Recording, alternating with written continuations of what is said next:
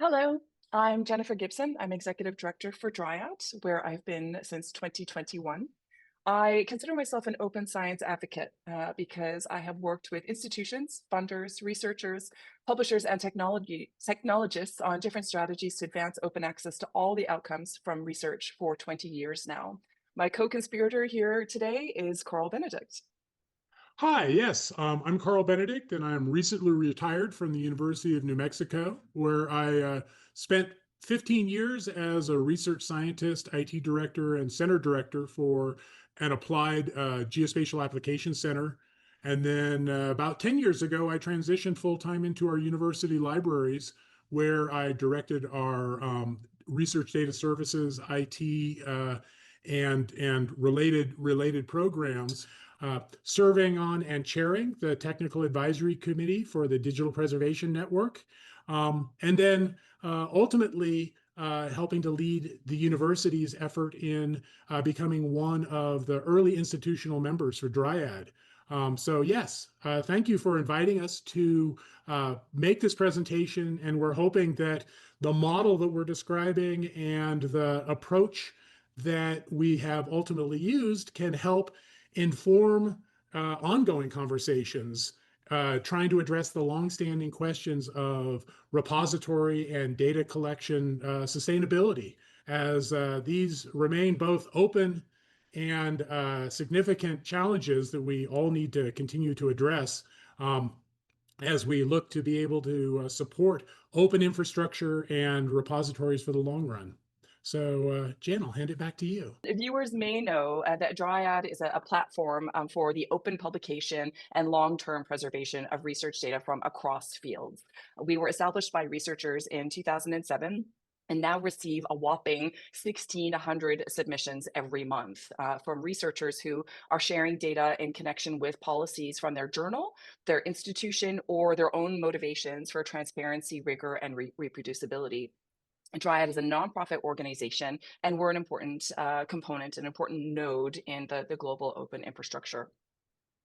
Bringing us to today's conversation, Dryad has struggled a long time to set fees that make sense. When I arrived in 2021, our 40-odd publisher and society journal partners were being billed in as many variable ways. And institutions who had been invited to join Dryad as members from about 2019 were being invited to publish as much data as they wanted with no limit every year.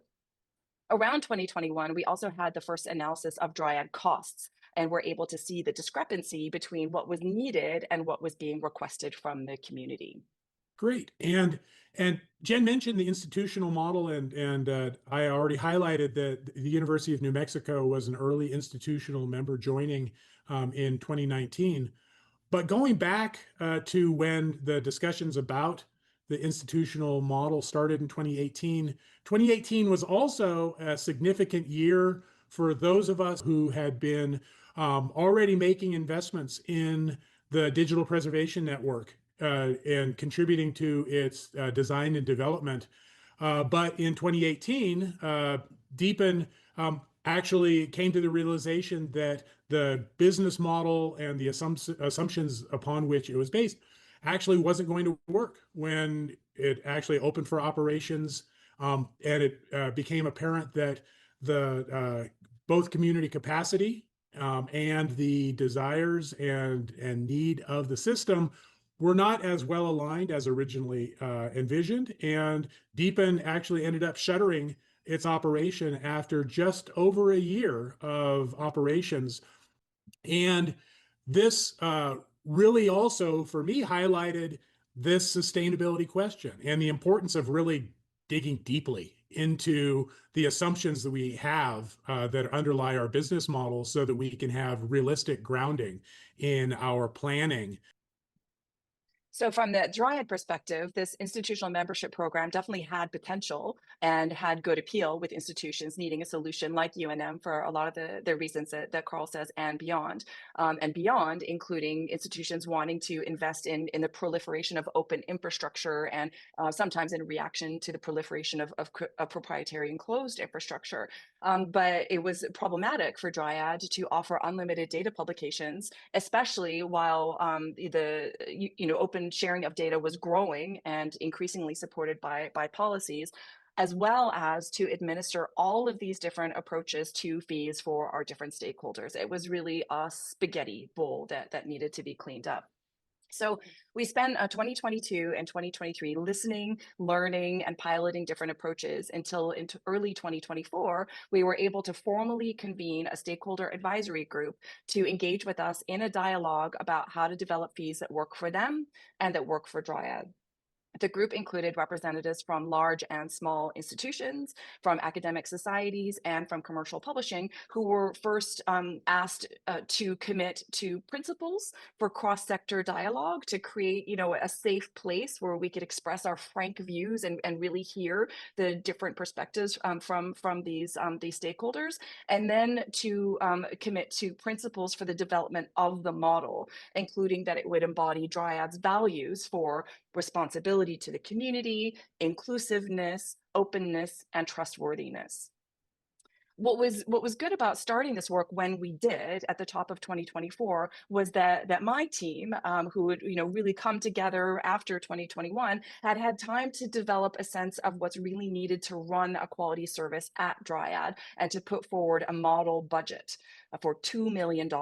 So we had a sense of what was needed, the type of support that our partners needed to support data sharing on campuses or within their journals, $2 million, and then for the group to discuss different cost strategies. Again, there's lots of detail to get into here. We may write up a case study and share all the details you could possibly be interested in. But one of the questions we asked the group to consider upfront was whether they want to laden the data publication charge with all of our costs, or to separate our fixed and our variable costs to make the data publication charge more accessible, even before we got down deep into reviewing the proposals. So there's some really, some principle work that we did upfront to inform the conversations and the results that we'll present today. So when we think about the scope of work for the advisory group and our engagement with Dryad in trying to assist in this process, that framework was really well established in our kickoff call in March of 2024, where we were really wanting to evaluate the different ideas for sustainability in terms of, is there underlying evidence?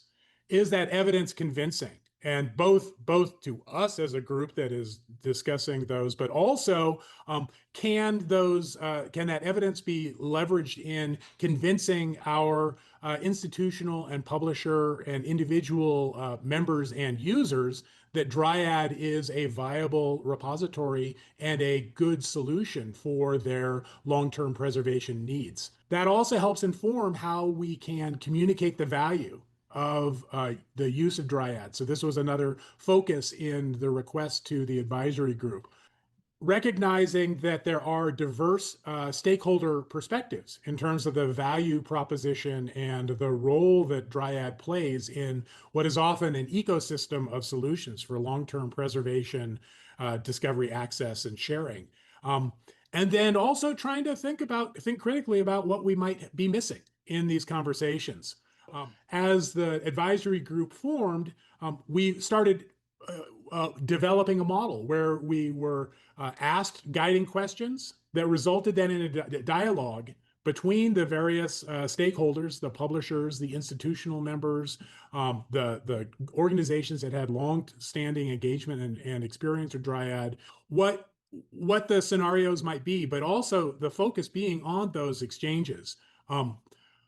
Really being transparent in the costs and the pros, and having conversations around the pros and cons of alternative potential solutions, and really putting the cards on the table in terms of actual numbers, and having a frank conversation about what we based on our individual institutional experiences, but also our broader community experiences, might see in terms of the sharp edges associated with any potential solutions. I was just thinking as you were talking, Carl, about our live conversations and how we continue to kind of throw the ball back and forth across the net to get feedback and to refine our ideas. And I'll share a little bit about what we're doing now in just a moment. But the nature of the collaboration in this group and what they achieve together is really impressive. I think, and the outcome is a fee model for Dryad that has the following characteristics. So all this information is on our website. I'm sure there's a URL connected to our video today. We'll just describe the shape of the thing for you now.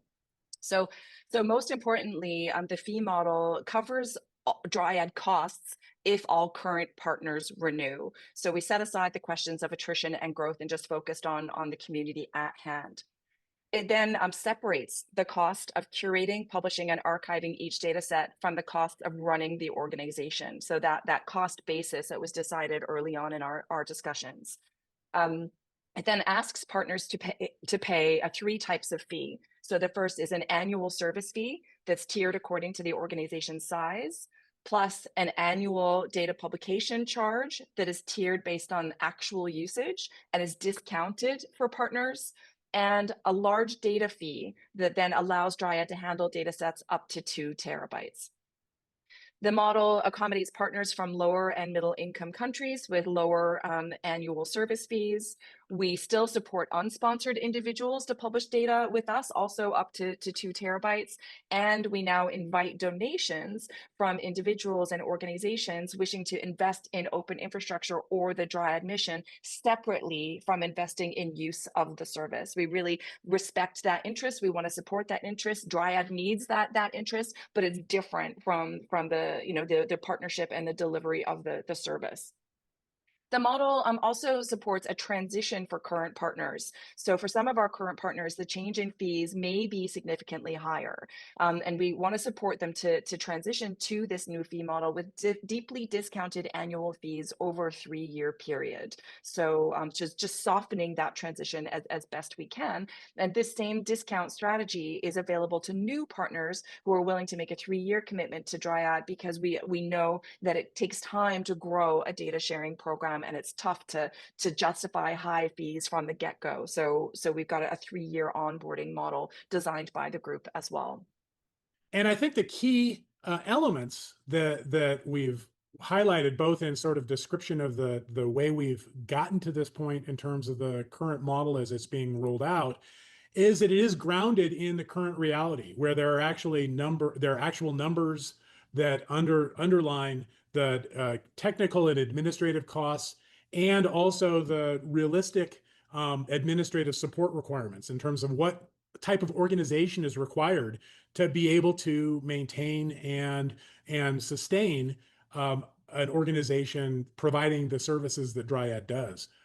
There's also it's informed by scalability needs, where there are particular patterns of use for the current repository in terms of the number of data sets and the distribution of the size of data sets coming into Dryad. But that's a continuously evolving landscape, and we've tried to anticipate that by looking at ways in which the revenue that is captured as a part of the deposits into the system scale with the demands placed on Dryad for providing long-term preservation for those data sets. We have had discussions around contingency planning in case the member numbers and dynamics of membership don't align with our core, or I would say probably plan A assumptions.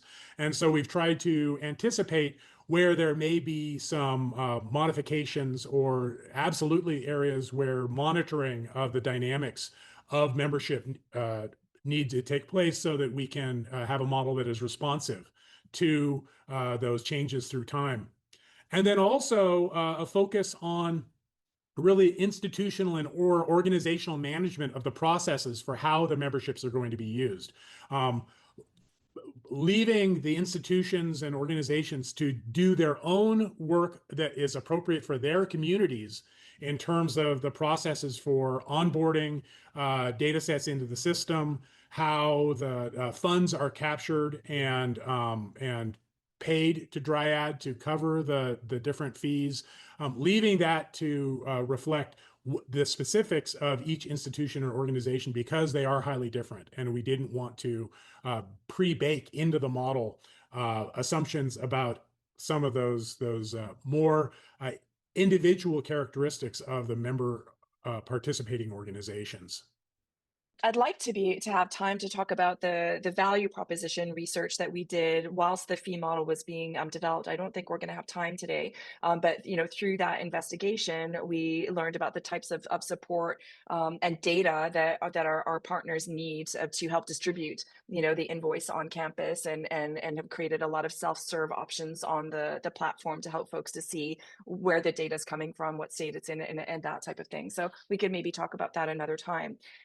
Just bringing us up to where we are now, the fees were announced in March and they kicked in May. Our work since has been to refine our consortium offers, to bring those in line with the new fees, to reach out to all current partners and discuss the impact of the change for them, to resume the recruitment of new partners to Dryad, which we put on hold over the last year, and to develop approaches to billing for large data. So there's really a lot of detail under the surface still to be worked out, but this settling the things we've talked about today were just critical for now moving on to the next stage.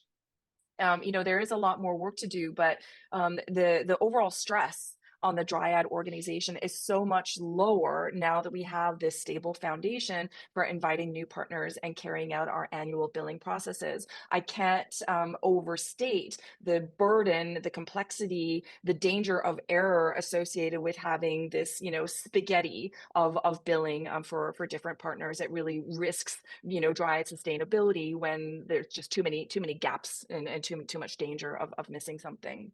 And to that point, I think I would come back to a core theme that certainly was raised many times. I know I raised it many times.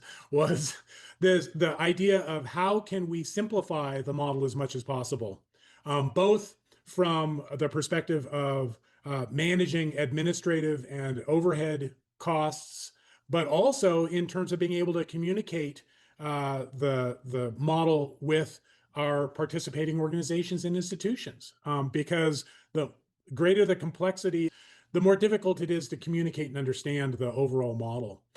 In the long run, the proof is going to be in the pudding in terms of how the membership dynamics emerge over the coming couple of years, whether we see increased churn in the numbers and types of members, whether the members renew at the rates that we hope and we have anticipated.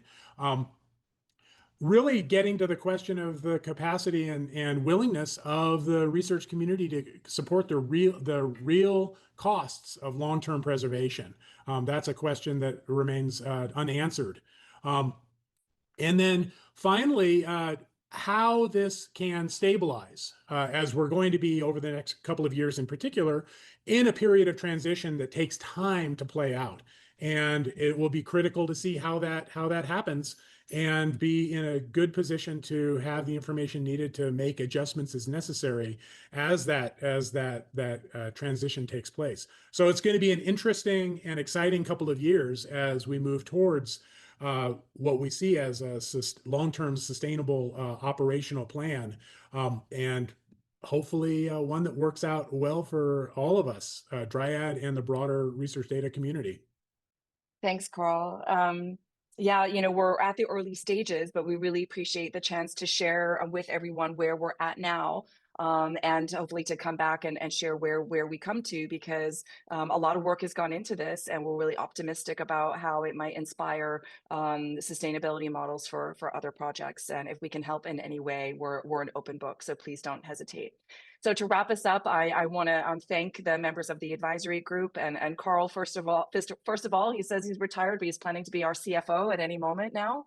So Really, really great to have had the chance to work with you on this, Carl. I just want to name the other members of the advisory group before we hang up. We've got Johan Nilsson from the Oikos, the Publishing Society in Sweden, Matt Waskevich from Access in DC, Rob O'Donnell, Rockefeller University Press, Vicki Johnson from Wiley, Sean Ross from ARDC, Cynthia Hudson Vitale while she was at ARL, Janine Finn from Claremont Colleges, Angie Marinville from Gwilla, Ali Andalibi from Charles Drew University, Joe Lucia from Temple, Maria Guerrero, who's at Dryad with me now, Sarah Lippincott and Mark Kurtz, who are former Dryad colleagues. So grateful for all of your efforts. Thank you so much for joining us today, and we'll look forward to any feedback you may have. Thanks. Great. Thank you.